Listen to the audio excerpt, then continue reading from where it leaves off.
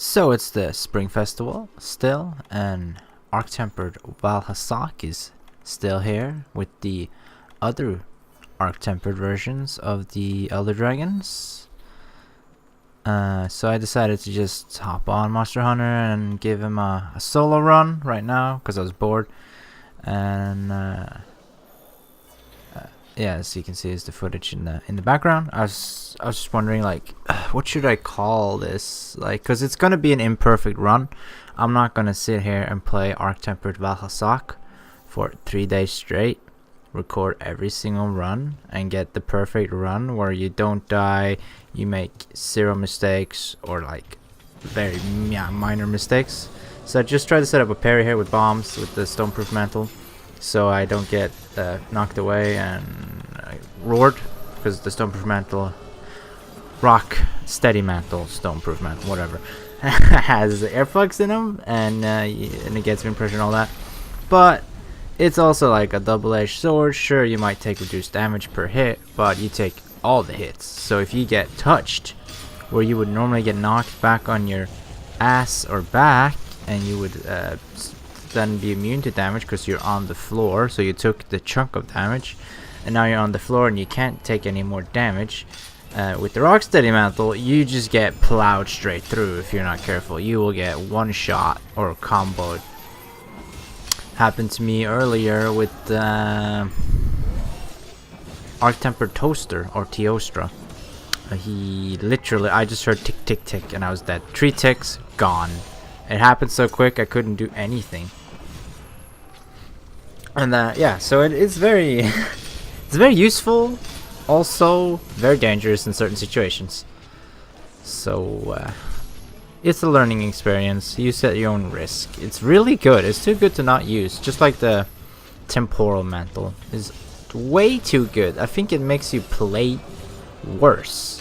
It turns you into a shittier player, because before you have the temporal mantle, you actually have to dodge shit and actively dodge shit. Now you just throw on the fucking temporal and you stand there like a dipstick. Oh, this is good, by the way. Ooh, I thought I could run far enough left and not get hit. I thought I was safe, and I paid. So that was the first cart. Let's see what happens after the first cart. Will he cart again? Find out next time in the next episode of We're Not Good at Monster Hunter, but we're able to solo the Tempered Elders because struggle and you have more than one life. There are pros and cons though to playing solo and with friends. Solo, you have all the lives to yourself. It's a learning process. You can, if you start out and you're, let's say you're under geared and under leveled, but you're somehow hunter rank level 50 and you're able to get to Vaal Hazak or Tempered Kirin, Tempered Lunastra, or Sino Jiva, or Kushala Daora. I think that's all of them for now, because Tempered Nurgi is not out yet. Am I forgetting somebody? I don't know. But anyway, let's say you're under geared and you're level 50 and you can't beat these Tempered boys, and you want their gamma gear because some of them have really good gamma gear, right? What I would recommend doing is playing the Witcher 3 event collaboration, which isn't out yet on PC, because that's a really good piece of armor. It has health boost level 3 on it, and it has critical boost, I think, as well. Or maybe it's weakened as exploit. Whatever. I know it has health boost level 3, so that's very useful. And then you could just go for Devil Gel weapons. They're pretty top tier, most of them, right? Like the Greatsword's good, Longsword's good, the Devil Gel bowgun is okay. The bow, don't touch the bow, but the light bowgun is good. Oh, the Dark Devourer, the heavy bowgun, the cluster fucking gun is real good. What other Devil Gel weapons are good? The daggers are really good. The sword and shield, I think, are good. I don't know. Yeah, basically most of the Devil Gel weapons are top tier. Even the hammer is good. The rest of them I don't know about. Oh yeah, the Grunge Storm, which is the light bowgun. No, insect glaive. Yeah, the insect glaive. Yeah, I use that all the time. It's good. It just the problem with the Devil Gel weapons is they have negative affinity, sliver of white sharpness, but high raw damage, and they come with a decent chunk of dragon damage. So that's not bad. Yeah, so Valzak and Odogron just had a little turf war. Why did I even start talking about the Devil Joe weapons? Oh yeah, because if you're struggling with the Arc Tempered Elder Boys, obviously fight the lesser versions. You know, you need to be able to defeat them when you're playing through the story. Either you do that solo, you learn the patterns, or you do it with friends and they can carry you, or maybe you just find it easier to split aggro between different teammates. I actually personally find it annoying because I play a longsword main. Like, I like playing with friends. Friends make the game better, more fun, and different because the monster behaves differently. I just wish I was a little bit better at predicting where certain AI monsters would go, and so I can position myself better, because it's really annoying when I play the longsword. I like the setup for the parry and do that a lot. The foresight slash, I just call it the parry. So you get free levels for your spirit blade, so you can get helm splitters with more damage. But the issue is, if you set up wrong in the wrong position, like I keep doing here, I get the parry, right, the ching, but I can't touch him. Like, you need to hit him with the follow-up to the ching, or else you won't get the free level of the sword, right? So, if you don't know how the parry works, it's right trigger B, and you can only do it from like a recovering attack frame.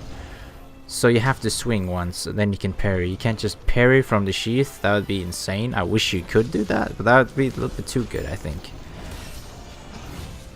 So you normally have to do it in a recovery from a swing. At least that's how I would explain it. So if you hit Y or B, I tend to use B because it's a shorter animation and I can throw the parry out faster. And well, how I recommend you parry, start learning how to parry, is you just walk out in front of the monster and you know it's going to jump you, and you click B, then you hit right trigger B and you get the ching. Don't parry that, by the way, because you die.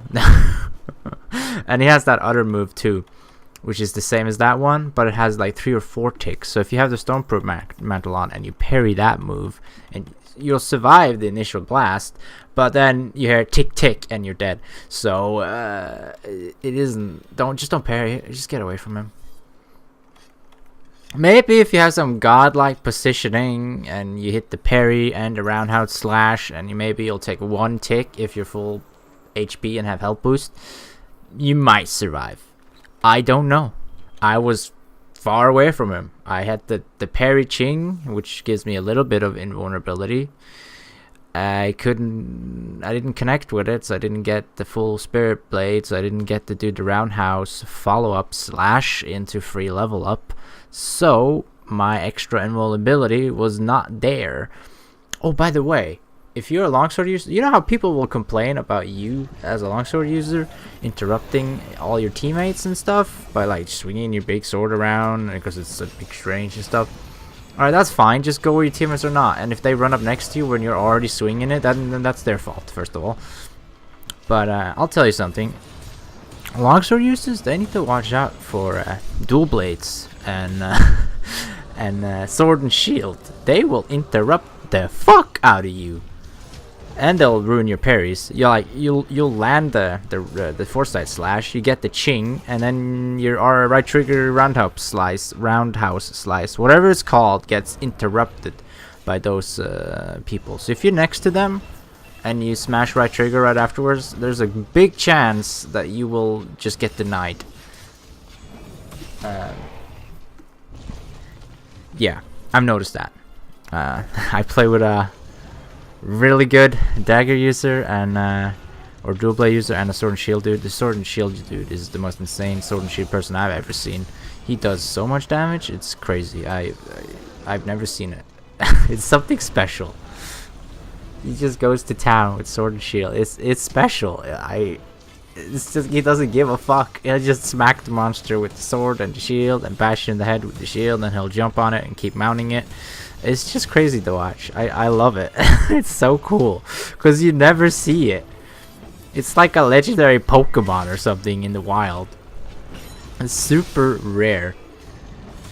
Yeah, I don't even know. First I started talking about if you're having troubles with the Arc Temper monsters, and now I'm just out on a random tangent. This is what I mean. My commentary is hilariously bad on videos. I apologize. If you've sat through this far through the video, and this mediocre gameplay, thank you, I guess. Okay, so if you look at the screen right now, when he does that, that's very dangerous, because he'll do the psycho beam spray in the ceiling all over the field like this, and he might actually catch you with this fucking thing, and it does all the damage. It does all the damage. So like, when he does that and you're not on him immediately dealing damage, he will probably get it off, so he might actually hit you. So it's very dangerous to be near him or far away in front of him. You just go behind him, you're safe. But I just ran the fuck away because I didn't want him to like somehow magically explode and kill me. Because I was happy with the first bit of this fight, with all the nice parries. Missed a bunch of roundhouse. Missed a bunch of helm splitters, spirit breakers, whatever they're fucking called. Jump anime slice. Let's go with that. But whatever. I felt the fight was going good enough. So back to the foresight slash. Put yourself in front of the monster's path. Try to put yourself in danger with a setup. Swing in the air. Basically bait yourself, and then hit right trigger B, and then listen to the sexy ching. And obviously these are patterns, so you need to fight certain monsters, practice on certain monsters, and you'll get it. So you can parry roars, wind pressures. You can parry anything except the Vaal Hazak thing that has a lasting AoE after the blast comes. So he'll shoot his gas bomb at the floor or whatever, and it has like this big AoE of circle cloud, and it goes tick tick tick. You'll parry it, but you'll die. Excuse me. And don't parry Lunastra Supernova. You'll parry the initial damage, and then you'll just burn alive. So don't do that. Sheath your weapon, dive, Farcaster away, run away, dive. Just run the fuck away. Dive spam, something. Get away from Lunastra. There are few cases where you can just stay next to Lunastra and keep slicing her with right trigger and survive if you have health regen and enough damage on your sword. I have done that in very few cases. Don't do it though. Alright, so how to beat the Elder Boys. My recommendation is just practice the monsters, maybe even on the lesser versions. Learn their patterns, their AI. What happens if I run away from them? How do I recognize these moves? Is she gonna jump me? Is he gonna jump me? Stay close to them. What do they like to do? What position do I like to be in? Like, for example, Lunastra, I think it's pretty safe to be between her midsection, so between her rear legs and her forearms, like where her belly is. But if you play a longsword, it's easier to just be behind her and bait the tail attack, or be in front of her and throw out foresight slashes. But if you're not at that point yet, then just attack their forearms, stay in with their belly, and try your best. If you're a bow, you don't really have an issue. You just need to not get hit and deal all the damages. Bow is so good. I can't give advice for greatswords because I play greatswords every now and then, and all I do is just hit and run. So I'll just run up to the monster, hit it once, run away, sheath, hit the monster, sheath, run away. That's how I play until the monster dies, and it works very well. It's just boring because it's rinse and repeat. But yeah, so you play the monster solo, you learn it. If you can beat Arch-Tempered Lunastra, you can beat any monster solo, Arch-Tempered or not, in my opinion. At least these are my thoughts. Some people might think Arch-Tempered Toaster is harder. I personally find him easier. You know, but they're all different. They all have their things. Some people might find this difficult. Some people might find that difficult. And yeah, so if not, go for the Draken armor, I guess. Get a Kolvataroth weapon if you can. If not, go for a Deviljho weapon. Why you don't have your Kolvataroth weapon, Kiar or Terith weapon. Maybe build the health boost level 3, because that's a good thing, like Charm. Because you won't have the decos yet, and you can't get the decos from the Elder Melder. Or you can, but you can't just buy them. You need to manipulate the manipulate the loot table on the Elder Melder, which you can watch some other YouTube video on that. I'm not going to go on how to do that. Well, I guess that was it. He's dead. I guess I died twice. Spent around 15 minutes on killing him. So it's an imperfect run. I hope you can relate more, I guess, by watching mistakes. I've had better runs. I've also had worse runs on Vaal Hazak. He's one of the easier ones, I think, though, for me. Like, actually, like, let's say if you were to play bow against Tempered Kieran, which is easier for some people, I get blindsided. Like, I just left trigger and I aim in on the head of Kieran, and then it snipes me with one-shot lightning and I'm dead. So it's a little bit more difficult for me to play bow against AT Kieran, even with impact mantle and spam fucking B until it's dead with the knockover stuff. Anyway, guys, thank you for watching. The video is over. Get the Draken armor because it's the Bay. Then you can feel my pain with the negative fire resistance against Toaster and Lunastra Arc Tempered. It is gloriously difficult. If you don't pay attention, you are dead. Alright, guys, I will catch you on the next one. Peace.